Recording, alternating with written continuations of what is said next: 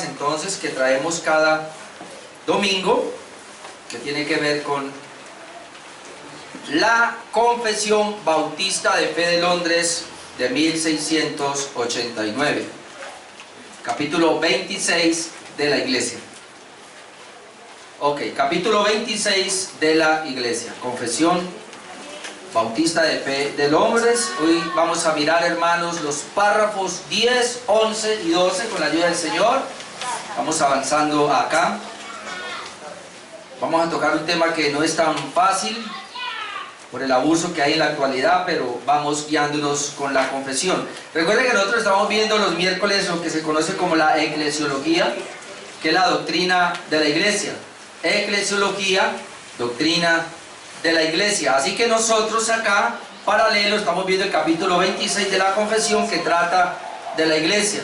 Decíamos que los párrafos 1 al 4 tienen que ver con la iglesia universal, y estamos viendo los párrafos del 5 al 15 que tienen que ver con la iglesia local. Confiando en Dios, dentro de 8 días ya terminamos este capítulo 26.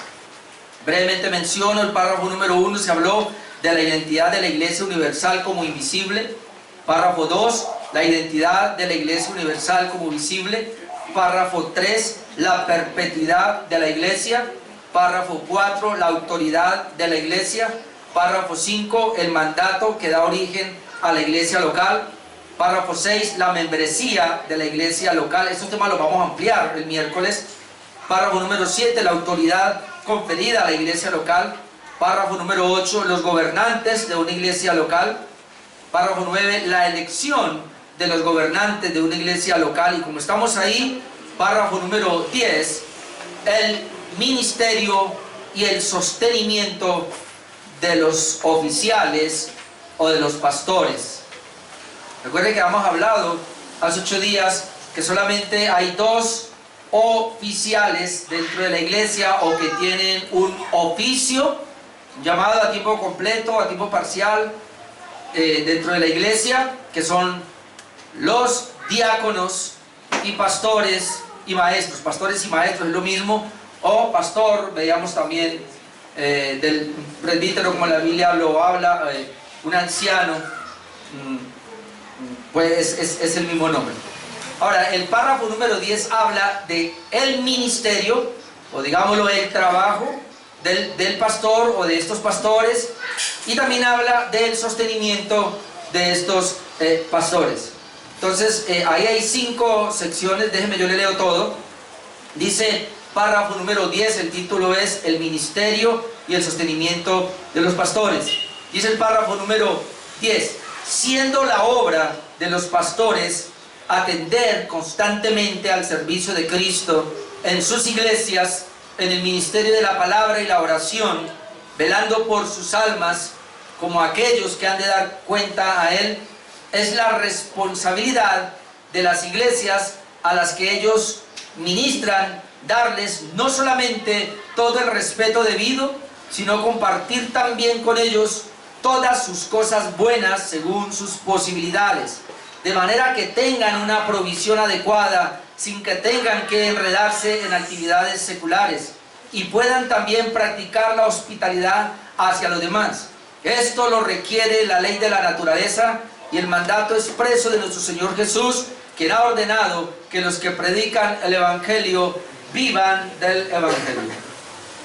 En la sesión número 1 nos habla de ese ministerio principal de estos oficiales o de estos pastores, que son la oración y la predicación. Hermano, la Biblia no habla de otra situación. Ahora, esto es interesante y bueno que uno lo compare con el ministerio que hacían también en el antiguo pacto los levitas y los sacerdotes, dado que ellos, aunque inclusive era una familia, ellos se dedicaron totalmente a las cosas de Dios.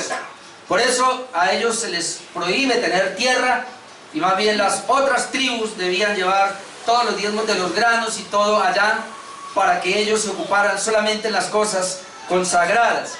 Ahora, sé que lo que voy a tocar ahora en este caso del sostenimiento de los pastores es muy difícil, dado que hoy día hay de todo tipo de cosas, pero voy a ir, como dice aquí la confesión. En primer lugar, ese trabajo.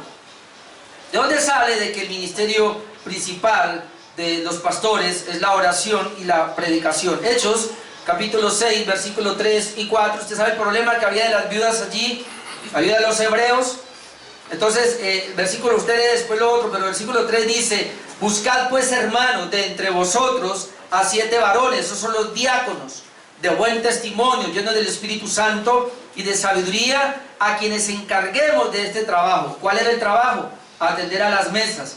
Por eso el diaconado, que es un oficio también dentro de la iglesia, pero ellos se ocupan principalmente a las cosas administrativas o materiales de la iglesia. Para eso la iglesia debe tener diáconos, para que ellos se encarguen de las partes físicas, todo lo que tiene que ver con la logística, todo lo que tiene que ver con atender, aquí como se dice sería las mesas, los problemas que van surgiendo dentro de la iglesia. Y miren lo que dice: y nosotros, es decir, a quienes encarguemos de este trabajo, diáconos. Y nosotros, ¿quiénes son nosotros? Pues los apóstoles. En ese caso sería obviamente como ya no hay delegación de apóstoles ni profetas, sino de solo pastor y maestro. Entonces ahí caben nosotros, los pastores. Y nosotros persistiremos en la oración y en el ministerio de la palabra. ¿Ven? En la oración y en el ministerio de la palabra. ¿Cuál es el trabajo entonces del pastor? La oración y el ministerio de la palabra. Obviamente esto es muy amplio, usted lo ve ahí sencillo, como una vez me dijo alguien, me decía: usted solo trabaja los domingos. Ah, qué bueno. Es como decirle al que va a editar una conferencia de pensamiento positivo: usted solo trabaja la hora de la conferencia, o al maestro, usted solo trabaja la hora de allí, o el abogado, usted solo trabaja cuando oficia como abogado, y entonces todo el otro tiempo, ¿a qué lo dedica? ¿Acaso no es a prepararse para hacer esa labor? Entonces eso es lo que muchos no entienden. En Hebreos 13, 17 nos dice también allí la palabra del Señor: obedeced a vuestros pastores y sujetaos a ellos. Y mire, ¿por qué? Porque ellos velan por vuestras almas. Ahí la palabra velar es vigilar. Vigilan, velan o están orando por vuestras almas. Es decir, una prioridad del pastor es orar por cada miembro de su iglesia. Orar, y eso es lo que hacemos. Velan por vuestras almas, pero ¿cómo lo hacen? Como quienes han de dar cuenta, para que lo hagan con alegría y no quejándose, porque esto no es provechoso. Es decir, la labor de la iglesia, aunque este es otro punto, es de someterse, es de sujetarse a los pastores, porque ellos están orando por la iglesia y para que lo hagan de una manera adecuada. En 1 Timoteo 5, 17 también nos habla un poco de este ministerio, de este trabajo pastoral. Dice: los ancianos, y aquí está hablando de los pastores, que gobiernan bien. Habíamos dicho que los pastores, los ancianos acá, son delegados para ejercer un gobierno. Sean tenidos por dignos de doble honor, lo hablaré más adelante. Mayormente los que trabajan en predicar y enseñar. Aquí se le da el trabajo al pastor de predicar y de enseñar. Así que los oficiales dentro de la iglesia son llamados a orar por la iglesia y son llamados a predicar la palabra de Dios. Entonces, ¿cuál es el trabajo de un pastor? Leer la palabra, preparar la enseñanza. Yo no quiero criticar a ningún pastor, obviamente, y yo creo en la pluralidad de pastores, y oro que haya un pastor aquí y algún día nos va a permitir tener otro pastor. Pero hermano, yo me aterro porque hay iglesias en este momento reformadas que tienen 3, 4 y 5 pastores, y el culto es uno. Yo recuerdo mucho una vez, en una iglesia éramos 12, una iglesia grande. Éramos 12 pastores, 8 de planta y 4 misioneros que estaban ahí. Y siempre un pastor pasaba, dirigía, el otro recogía la ofrenda, el otro participaba de la cena y uno predicaba. De los 12, uno predicaba nomás. Y ese día a mí no me tocó, ese domingo yo dije: a mí no me pusieron allá, yo no voy a subir al altar, se llamaba altar, ahora es plataforma. Yo no voy a ir a la plataforma para nada. Y yo me quedé en la última parte y yo me quedé pensando y dije: Dios mío, tantas iglesias, porque yo sabía en ese momento que están carentes, que necesitan un pastor. Iglesias de 20, 30, porque allá en esa iglesia estábamos, tenía que tener 60 miembros oficiales para poder que fuera iglesia y para poder enviar un pastor, es decir, que tuviese capacidad monetaria para poder pagar al pastor, y se lo enviaban. Entonces había muchas iglesias con 40, 50 personas que no eran capacitadas para pagar un pastor, entonces no tenían pastor. Y yo esa vez me quedé pensando y dije: Dios mío, ¿yo qué hago aquí? Obviamente yo entiendo, estoy en el culto, pero ¿qué hago aquí? No hice nada allá La iglesia me está dando un sueldo, me están pagando y yo estoy haciendo mi trabajo. Y hermanos, yo le oré al Señor y a los 3 meses estaba saliendo de esa iglesia a pastorear una iglesia aquí por el barrio La Unión de Vivienda Popular aquí en Cali. Así que lo que quiero decirle, hermano, y respeto a eso, porque en este momentico yo por lo menos tengo entre semana y mi trabajo es preparar 5 mensajes. Es lo que estoy preparando. Hoy predico 3, ya pasó 1, está este y el de la tarde. Ahora, eso tiene trabajo. Yo hoy vengo por la noche, me acuesto, ya a partir de mañana ya comienzo a meditar y a pensar. De hecho ya estoy pensando que voy a predicar el miércoles. Y ese es el trabajo entonces, investigar, ir allí. Y le digo, el tiempo no me alcanza para leer lo que yo quisiera leer. Si yo le mostrara mi computador que tengo ahí 3 comentarios sobre eclesiología, tengo a 5 pastores selectos para ver que ellos han predicado sobre eclesiología. Fuera de eso, todos los apuntes que yo tengo, investigaciones que he hecho, y a veces no alcanzo a mirar todo eso. Hermano, el trabajo de un pastor no es fácil, tiene que estar constantemente preparándose, y esa es la razón por la cual usted viene aquí y usted ve y dice, sí, el pastor predicó 1 hora, y sí, pero esa hora, ¿cuánto costó hacerlo? ¿Cuánto costó estar en la presencia del Señor? Bueno, aunque no es un costo, pero es una manera de decirlo. Entonces, para que no menospreciemos, hermano, la labor de los pastores o el trabajo de los pastores. Y dije esto porque aquí yo soy solo y por ahora tengo que hacer eso, pero hay algunas iglesias donde el pastor predica 1 sola vez en la semana. Bueno, vuelvo y digo, respeto todo eso, pero obviamente el trabajo mío, entonces si no puede hacer así, ahí donde yo digo, y estoy de acuerdo otra vez con la pluralidad de pastores en una iglesia, pero también sé que hay grupos que no tienen pastor y que debería haber un hombre allá, a tiempo completo debería. Ahora mismo necesitamos un pastor en tu lugar, pero no lo hay.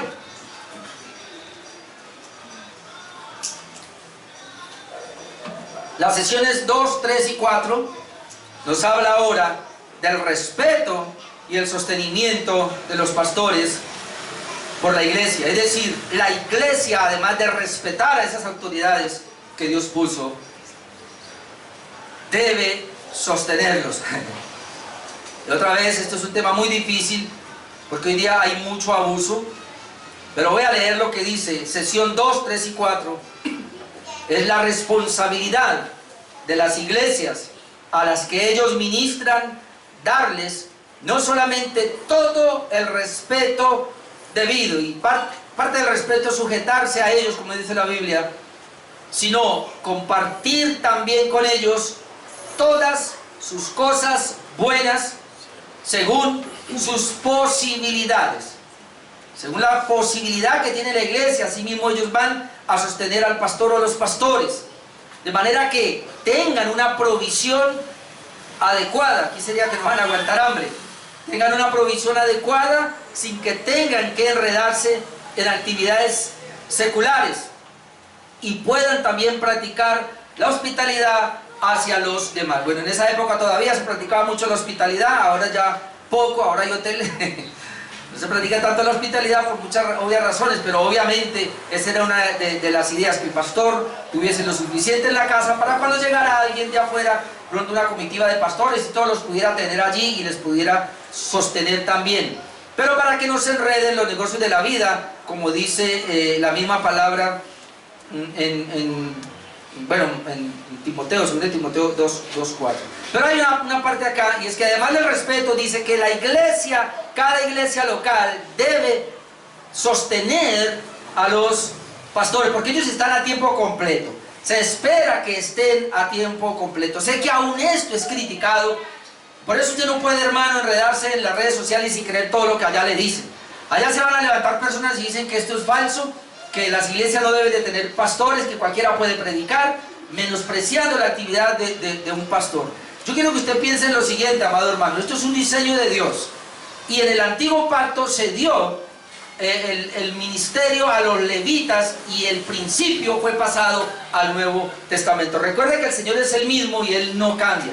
Así que así como se sostenía levita y sacerdote en el Antiguo Testamento, que él no trabajaba, no tenía otra cosa que hacer, sino dedicado completamente al ministerio, de la misma manera en el Nuevo Pacto el principio pasa y también está el dedicación a tiempo completo.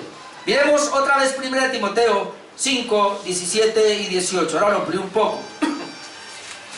Dice, los ancianos que gobiernan bien sean tenidos por dignos de doble honor. Acá la palabra honor es que se les honre, es decir, a estos pastores en la iglesia debe honrarlos. Y la palabra honrar acá, en el contexto de 1 Timoteo 5, es la misma honra que se le debe dar a las ancianas.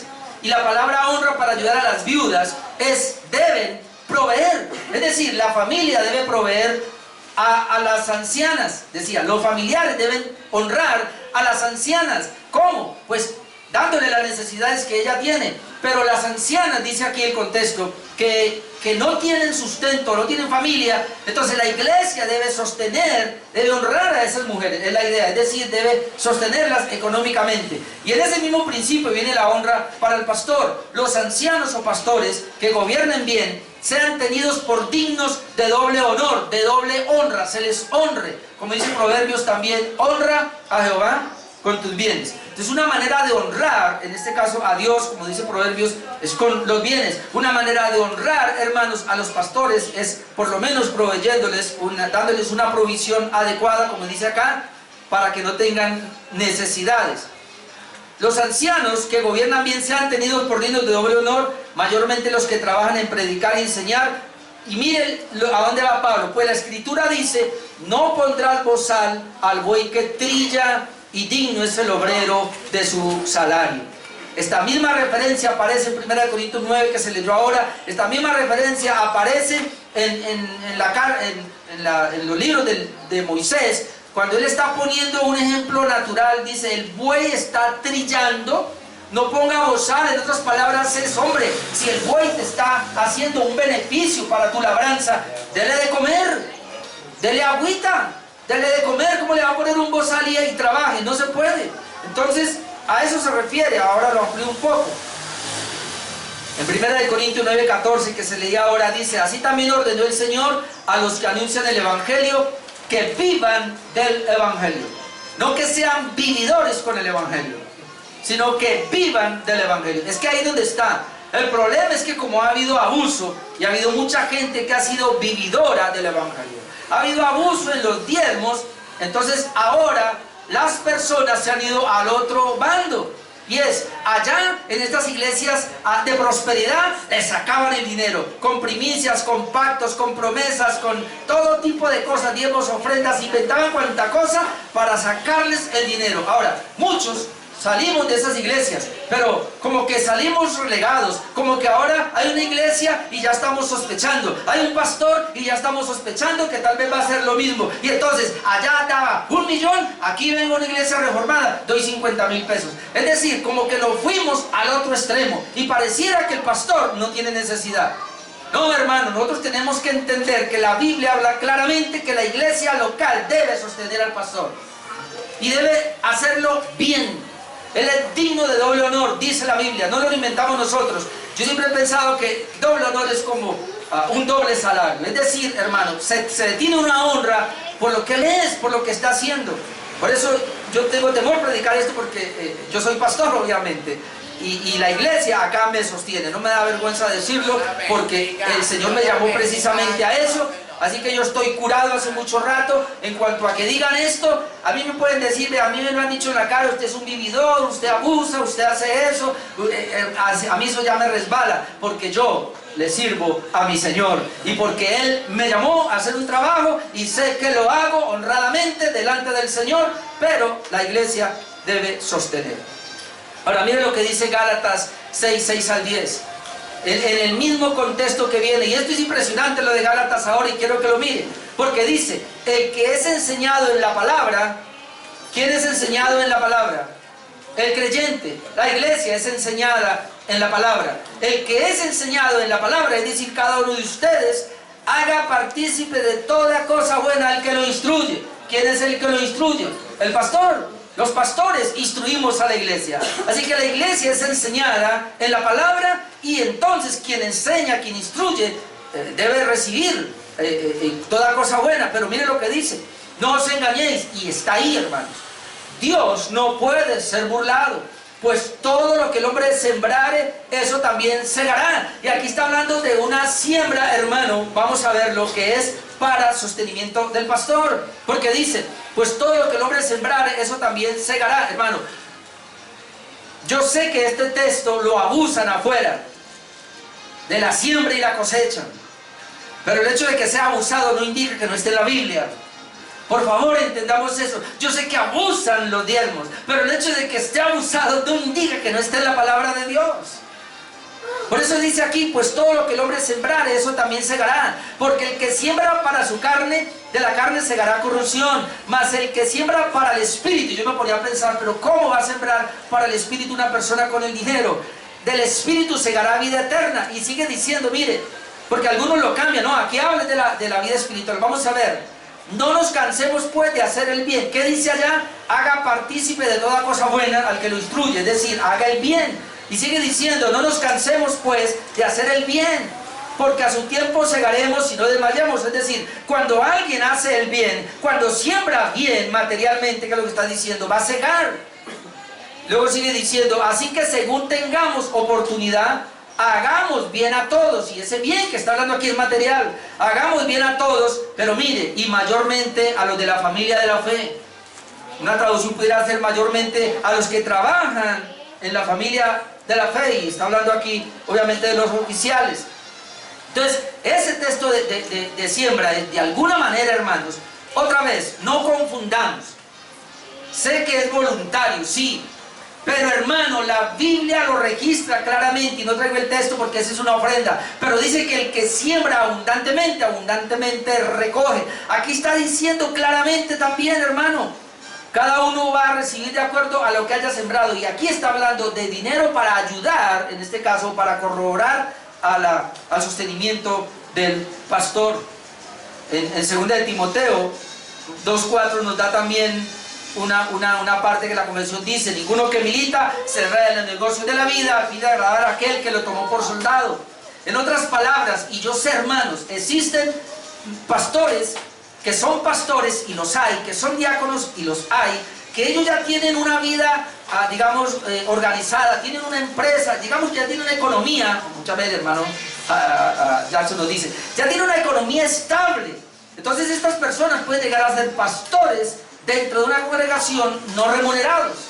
Existen otro tipo de pastores que tienen un trabajo o una empresa pequeña, no sé, pero ellos vienen y ofician a medio tiempo, es decir, la iglesia local les da medio tiempo de sueldo, de salario. Pero existimos otros, como en el caso mío, que de los 22 años me dediqué totalmente, a partir de ahí, hermanos, solo he trabajado para la obra del Señor, que nos dedicamos a tiempo completo. Entonces son pastores que están a tiempo completo, y la iglesia en este caso debe sostenerlos, como dice aquí, para que no se enrede en los negocios de la vida. Usted se imagina, hermano, que yo para pagar un arriendo, los servicios de esta casa, o para comer, tenga que yo decir, la iglesia está, pero no hay provisión, no alcanza, y tengo que ir a buscar un trabajo. Déjeme decirle que yo ya lo hice así. Lo hice como en el 2008, 2009, por ahí no recuerdo, 2010 ya hasta se me olvidó, pero no quiero repetir eso. Como un año me tocó ir a hacerlo, a buscar sustento, porque la iglesia que tenía era muy pequeña y no alcanzaba. Así que si alguno me dice a mí, yo también hice tiendas como el apóstol Pablo. Nos tocó ir a hacer tiendas. Pero la idea aquí es que la iglesia, hermanos, en sus posibilidades, debe sostener. La sesión número 5 nos habla ahora de que no solo debe ser natural o por algo natural, sino que así lo enseñó Jesús. Mírenlo cómo termina la última parte. Esto, es decir, el sostenimiento a los oficiales de la iglesia, lo requiere la ley de la naturaleza y el mandato expreso de nuestro Señor Jesús, quien ha ordenado que los que predican el Evangelio vivan del Evangelio. Ya habíamos leído 1 Timoteo 5, 17 al 18, dice que sean tenidos por libre honor, y dice que el obrero es digno de su salario, no pondrá al bozal al buey que trilla. Ahora déjeme leerle también 1 Corintios 9, del 6 al 14, ya lo leyó el hermano Leonardo, pero no importa, porque aquí hay unas cosas que quiero recalcar. En 1 Corintios 9, ahora recordemos que Pablo acá está teniendo problemas con la iglesia de Corinto, porque la iglesia de Corinto jamás ayudó a Pablo al ministerio. Pablo fundó la iglesia de Corinto, pero fue una iglesia muy tacaña. La iglesia de Corinto nunca le dio una ofrenda al apóstol Pablo, pero aún así la iglesia de Corinto permitía que vinieran otras personas de afuera, otros predicadores y predicadores falsos, y ¿sabe qué hacía? A ellos sí les daban. Es decir, la iglesia de Corinto tenía ese error de darle plata a los falsos que venían, y al apóstol no le daban. Entonces Pablo dijo, ahora voy a hacer algo, yo voy a ir a predicar en Corinto, y cuando vaya no les recibo ni pío. Tenía un orgullo, y así fue, y no les quiso recibir. Y entonces por eso tenemos que entender el contexto. Ahora vamos a leerlo. 1 Corintios 9, 6. Dice, ¿o solo yo y Bernabé no tenemos derecho de no trabajar? Es decir, estamos dedicados a tiempo completo a la obra. ¿Quién fue jamás soldado a sus propias expensas? Comienza a preguntar. ¿O es que al soldado no le pagan? Diría.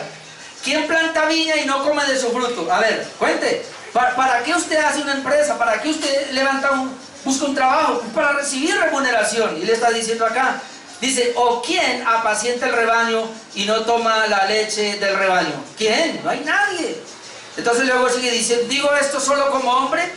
¿No dice esto también la ley? Por eso la confesión dice, esto lo requiere la ley de la naturaleza y el mandato expreso de nuestro Señor Jesucristo. Porque la ley de la naturaleza así lo dice. Y entonces él comienza a hablar de esa ley de la naturaleza. Vea, ¿no dice esto también la ley? Además de que la naturaleza lo dice, es decir, quien tiene un rebaño participa de la leche, quien planta una viña debe participar de ella.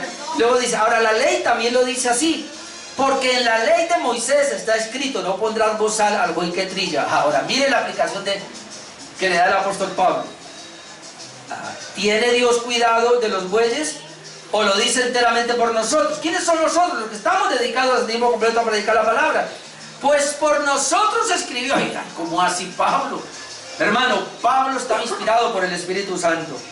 Y hay algo que hemos aprendido nosotros en teología y es lo siguiente. Cuando Moisés escribió del buey que trilla, no pondrá bozal al buey que trilla, le estaba diciendo si el buey que trilla debe darle, listo. En ese tiempo fue escrito allá. Pero Pablo lo toma como una referencia para el pastor o para los que están dedicados a tiempo completo en la iglesia. Por eso dice, no, escrito está, no pondrá bozal al buey que trilla. ¿Tiene Dios cuidado de los bueyes o lo dice enteramente por nosotros? Pues por nosotros se escribió, porque con esperanza debe arar el que ara y el que trilla con esperanza de recibir del fruto. Ahora note, si nosotros sembramos entre vosotros lo espiritual, ¿sí ven que es parecido a lo que ya hemos visto, Gálatas? Si nosotros sembramos entre vosotros lo espiritual, ¿es gran cosa si segáramos de vosotros lo material? O sea, la Biblia habla, hermanos, que hay un llamado que Dios le ha hecho a ciertos hombres. Son pastores que los ha puesto ahí, son ministros del Evangelio. Y ellos deben trabajar en prepararse, conseguir material, conseguir aquí el alimento para entregarlo a la congregación. Y la congregación debe responder con una remuneración para ellos. Obviamente, lo que hacen ustedes, y es lo único que pedimos acá, y obviamente voluntariamente, es diezmos y ofrendas. Aunque a algunos les duele la palabra diezmo. Y voy a aclarar este punto, hermano. Vea, yo no enfatizo mucho el diezmo precisamente por lo que está pasando. Y aún yo sé que aquí hay algunas personas que se sienten incómodas en cuanto a eso. Pero mi amado hermano, el principio del dar, ¿quién lo establece? ¿El hombre o Dios? Ahora, Dios estableció el principio del diezmo en el Antiguo Testamento. Lo que pasa es que hay que mirarlo bien. En el Antiguo Testamento usted encuentra 3 clases de diezmos. Hay un diezmo que era para el templo. Hay un diezmo que se daba cada 3 años y era para sostener a las vidas y a los necesitados. Pero hay un diezmo que era para los levitas. Entonces la gente se le viene encima. Mire, Cristo quitó la maldición de la ley. Por eso no usamos Malaquías 3:10. Porque si usted diezma o no, usted no está maldito. La maldición fue quitada. Pero entonces en el Nuevo Testamento no aparece la palabra diezmo. Vea, digan lo que digan, yo me quedo con lo que Jesús dijo. Jesús dijo, ¿es necesario hacer eso? Sin dejar de hacer lo otro. ¿De qué está hablando? De que le estaban diciendo, ustedes diezman, dice el Señor, no lo tengo acá, pero dice, ustedes diezman hasta el eneldo, hasta el comino. Es decir, son tan estrictos los fariseos, los judíos, que diezmaban hasta lo más insignificante. Es decir, eran tremendos diezmadores, y si ganaban a 990 pesos, diezmaban 9.900. Así hay gente que son tan meticulosos que eso es lo que dan. Exactamente ahí trilladito el diezmo. Y eso es lo que dan. El Señor dice, mira, y dice, ustedes hacen esto, pero descuidan lo más importante de la ley, la fe, la misericordia, no recuerdo la otra. Dice, bueno, la justicia, lo decía. Ahora el Señor dice, esto era necesario hacer sin dejar de hacer eso. Es decir, el diezmo era necesario hacerlo sin dejar de hacerlo. Ahora, ¿cuál es el punto que quiero tratar acá? Que el diezmo, hermanos, es, míreme por favor, es la mínima parte, lo mínimo que Dios pide. Es más, el diezmo aparece en el Antiguo Pacto como una ofrenda. ¿Qué es la ofrenda en el Nuevo Pacto? Hermano, y yo sé que algunos aquí no van a estar de acuerdo conmigo. La ofrenda en el Nuevo Pacto supera el diezmo. A algunos ya no les gustó.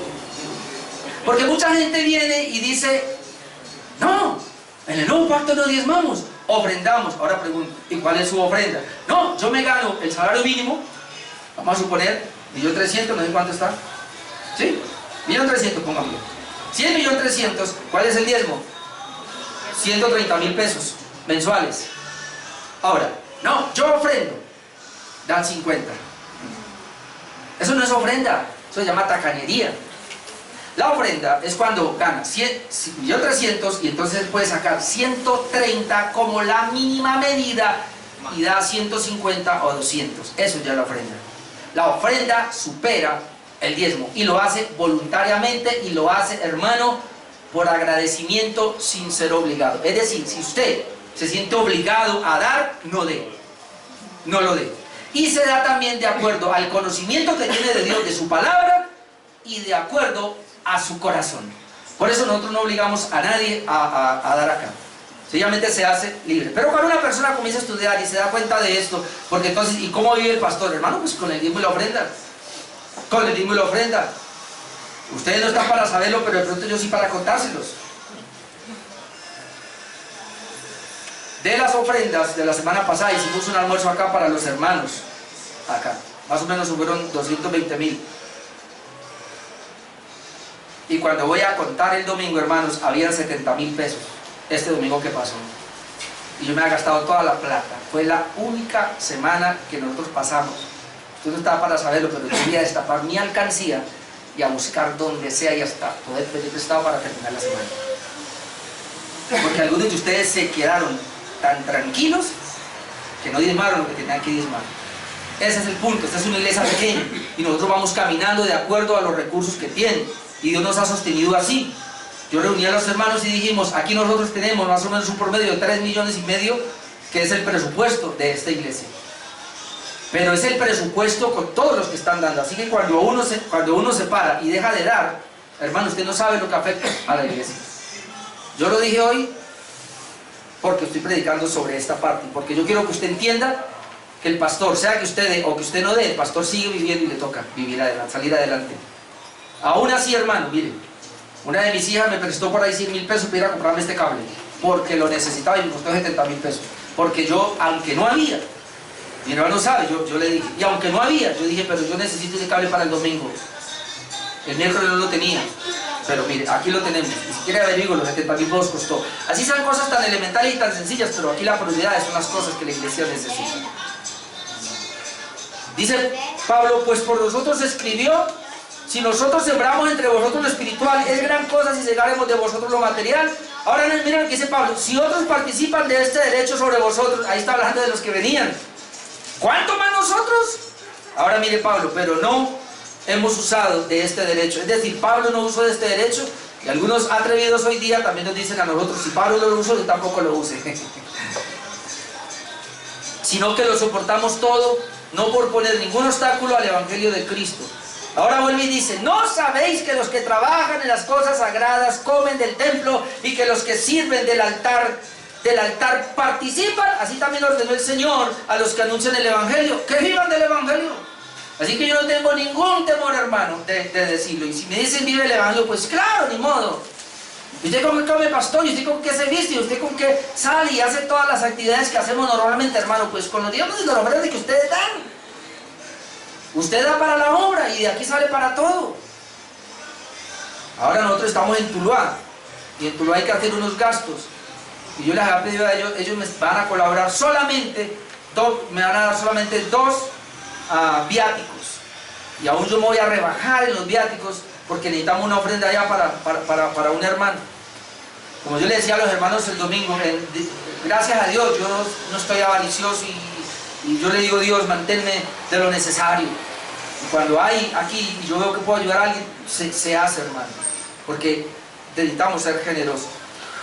Párrafo número 11, ya salimos de eso, le dimos ofrenda, no se preocupe. Párrafo número 11. Otro sería el título, otros predicadores en la iglesia local. Esto aquí ya rapidito. Dice, los párrafos que siguen tienen una sola sección, así que vamos. Párrafo número 11 hablaría de otros predicadores en la iglesia local. Aunque sea la responsabilidad de los obispos o pastores de las iglesias, según su oficio, estar constantemente dedicados a la predicación de la palabra, es lo que les toca, la obra de predicar la palabra no está tan particularmente limitada a ellos, sino que otros también dotados y calificados, son muy buenos, dotados y calificados por el Espíritu Santo para ello, y aprobados y llamados por la iglesia, muy importante, pueden y deben desempeñarlo. Es decir, aunque la predicación principalmente es para los pastores, dentro de la congregación Dios puede traer personas que necesariamente no son pastores ni diáconos, pero que pueden predicar la palabra, pueden predicar y se pueden poner. Ahora, primero aquí dice que hay que tener cuidado porque tienen que tener el don, ¿verdad?, de enseñanza. Yo me acuerdo mucho el libro del pastor Sohel Michelén, delante de Dios y de parte de Dios y delante de Dios, que él dice, y esto es claro, dice, si usted no es llamado, no se meta a ser pastor. Si usted no tiene el don de la enseñanza, no se meta a predicar, porque se hará un daño a usted y le hará un daño a los que lo oyen. Así que el que va a predicar, hermano, tiene que tener el don, tiene que tener el llamado, y si no lo tiene, tranquilo, hermano, eso no es un pecado. Uno puede ver gente muy talentosa, pero no tiene el don. Si no tiene el don, usted lo sabe. Entonces, y yo le puedo decir, ayúdeme aquí. No, porque yo no tengo el don. La embargo. Gloria a Dios por eso. Honestidad y sinceridad. Sí, porque hay mucha gente que se ofrece, pero no. Y aún si se ofrecieran, dice aquí la palabra, el párrafo, dice que está particularmente limitada a ellos, sino a otros, también dotados, es decir, tienen el don, y calificados por el Espíritu Santo para ello, tiene que haber una calificación, y aprobados y llamados por la iglesia, y pueden y deben desempeñarla. Es decir, la iglesia, que estábamos hablando de los hermanos miembros de la iglesia, son los que deben aprobar si ese hermano tiene el don y puede predicar. En el caso de que el pastor tenga que salir y dejar a un hermano encargado, tiene que tener el don. ¿Cómo lo vemos? La Biblia, y ahí nos manda Hechos 8, 4 al 6, donde nos dice, pero los que fueron esparcidos iban por todas partes anunciando el evangelio. Entonces Felipe, y ahí está el ejemplo de uno que no era ni pastor, recuerden que este era uno de los diáconos.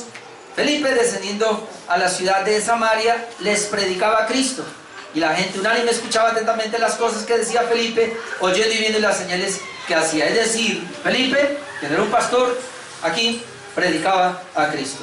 En Hechos 11, 19 al 21, lo voy a leer, también nos habla, dice, ahora bien, los que habían sido esparcidos a causa de la persecución que hubo con motivo de Esteban, pasaron hasta Fenicia, Chipre y Antioquía, no hablando a nadie la palabra, sino solo a los judíos. Pero, este es el punto, había entre ellos unos varones, de Chipre y de Cirene, los cuales, cuando entraron en Antioquía, hablaron también a los griegos, anunciando el evangelio del Señor Jesús.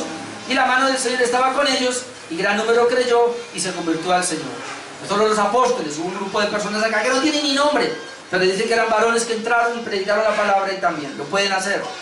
Y primera de Pedro 4, 10 y 11, dice, cada uno según el don que ha recibido. Y esto es muy importante entender el don, si lo tiene. Además de saber que Dios lo llamó, porque al que Dios llama, Él capacita, Él habilita. Si alguien es llamado, tiene que tener la habilidad de Dios, la capacidad que Dios le dio. Ese que fue llamado tiene la capacidad, dice, ahora bien, los que habían sido, estoy en primera de Pedro 4:10, cada uno, según el don que ha recibido, ministra a los otros, debe ministrarlo, como buenos administradores de la multiforme gracia de Dios. Si alguno habla, o predica, o enseña, hable conforme a las palabras de Dios, tiene que ser conocedor de la palabra. Si alguno ministra, ministre conforme al poder que Dios da, para que en todo sea Dios glorificado por Jesucristo, a quien pertenece la gloria y el imperio por los siglos de los siglos. Hermano, ¿Sabía usted que predicar la palabra acá y enseñar, como dice allí, eso le da gloria a Dios? Una manera como yo le doy gloria a Dios es enseñando la palabra, es trayendo la verdad. Y una manera como usted le da gloria a Dios es recibiendo la verdad, recibiendo la palabra. Aquí hoy le estamos dando la gloria al Señor, porque la palabra se está exponiendo y usted la está recibiendo. Yo la estoy predicando y es la palabra de Dios y le estamos dando la gloria a Él. Por eso se debe cerciorar, si tiene el don para poder predicar, no cualquiera lo puede hacer. Cuando veníamos de otras iglesias ponían a cualquiera a predicar. Y entonces, como es el hijo del pastor, ya puede predicar. Mentira. Me acuerdo la última parte que yo prediqué en una iglesia, un domingo me paré ahí y prediqué sobre que la salvación no se pierde. A los 8 días vino el pastor y me mandó al hijo y predicó como media hora que la salvación se perdía. Y entonces cuando se bajó, yo lo cojo a un lado y lo llamo y le digo, venga, ¿usted conoce la gracia de Dios? ¿Por qué? Es que usted predicó que la salvación se perdía. Él me escribió el mensaje, el papá le había escrito el mensaje y él predicó. ¿Usted lo conoció? ¿Qué iba yo a hacer ahí? ¿Cómo voy a hablar yo con él? Si él me dijo todo lo que yo dije, mi papá me lo dijo que lo dijera. Y esa fue la bomba para nosotros, abrirnos cada uno por su lado, y por eso comenzó esta iglesia. Ay, santo Dios. Párrafo número 12. La unión y sujeción al gobierno de la disciplina de la iglesia local. 3 cosas ahí. En ese párrafo nos va a hablar ahora de 3 aspectos fundamentales en la vida del creyente. Voy a leerlo. Párrafo 12. Todos los creyentes están obligados. Yo como que quería quitar la palabra obligado y ponerle más bien deber. Así lo dice. Todos los creyentes están obligados a unirse a iglesias locales cuando y donde tengan oportunidad de hacerlo. Asimismo, todos aquellos que son admitidos a los privilegios de una iglesia también están sujetos a la disciplina y al gobierno de la misma conforme a las normas de Cristo. ¿Vio? No hay un cristiano llamado llanero solitario. No existe un cristiano sin iglesia. No existe un cristiano de las redes sociales. Nosotros transmitimos el culto por YouTube, por los hermanos de Tuluá y otros hermanos. Pero el culto virtual no es culto. Usted y yo podemos escuchar unos muy buenos mensajes, pero los hermanos de esta iglesia, miembros de esta iglesia o asistentes de esta iglesia que hoy no están aquí, así lo estén viendo por ahí, tú no participaste del culto. Porque la participación del culto es la comunión con los hermanos en adoración, en alabanza, en participación de la cena y juntos aquí recibiendo la palabra. Yo sé que hay algunos hermanos de esta iglesia que me están viendo por YouTube, pero usted está fuera del culto de la iglesia, aunque esté recibiendo un mensaje que lo edifique. Así es la seriedad. Existen las iglesias locales donde cada miembro debe unirse a una iglesia local. Y no es la que le quede más cerca, como alguien dijo, sino la que esté más cerca de las Escrituras. No busque una iglesia más cercana a su residencia, busque una iglesia más cercana a las Escrituras.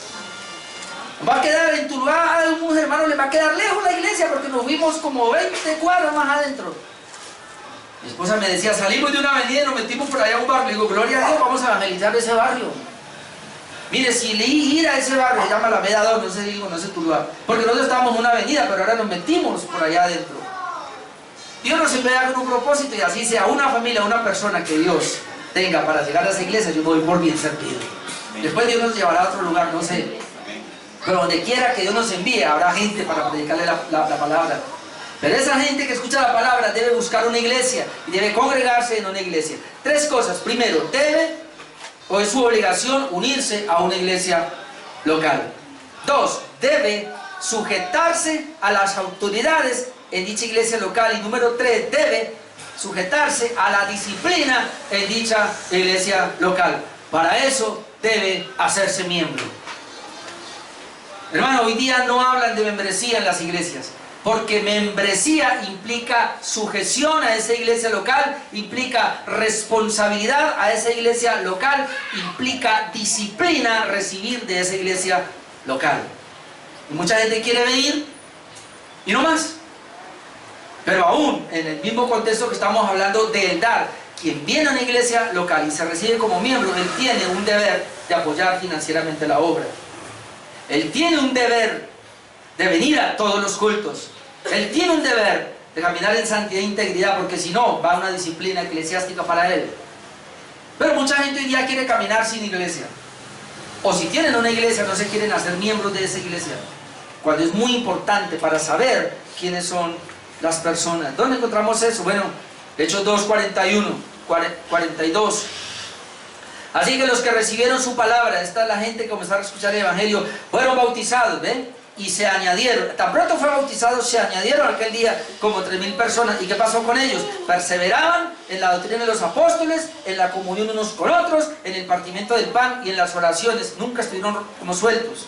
Hebreos 13, 17 dice, ya lo hemos leído, obedeced a vuestros pastores y sujetaos a ellos. ¿Ven? ¿Por qué la Biblia dice así? ¿Por qué la Biblia dice que se debe obedecer a los pastores y se debe sujetar a ellos? La única manera es si hay membresía. Porque si no hay membresía y la gente va por él, pues qué sujeción va a haber y cómo va a haber disciplina. Porque ellos velan por vuestras almas como quienes tienen que dar cuenta para que lo hagan con alegría y no quejándose. Se me acabó. Ay, me acabó. Esa es la conclusión entonces, hermano. Los pastores entonces, que están en una congregación, que Dios es el que los pone, eso lo hemos dicho. Él no se pone ni la iglesia lo pone, la iglesia aprueba el pastor. Pero Dios es el que lo pone. Esa iglesia que pone ese pastor allí debe respetarlo, sujetarse, ser miembro, pero debe también velar por la parte financiera, económica de ese pastor. La confesión dice, de acuerdo a las posibilidades de cada iglesia. A mí no me gusta y no quiero preguntar, pero yo creo que una iglesia muy grande como las que uno conoce aquí en Cali, aún de la Reforma, que yo conozco miembros que van allá muy adinerados, me imagino que así también tendrán su sueldo, porque si yo los veo en muy buenas camionetas, muy buenos carros, entonces yo digo, bueno, y si viven en un barrio muy lujoso, bueno, uno puede entender. Yo no aspiro a una cosa así, pero yo aspiro, hermanos, que por lo menos usted pueda ofrendar y pueda dar para mantener la iglesia, mi amado hermano, para mantener la iglesia, que es una bendición tener una iglesia y poder contribuir para el sostenimiento de ella. Amén. Vamos a orar para terminar.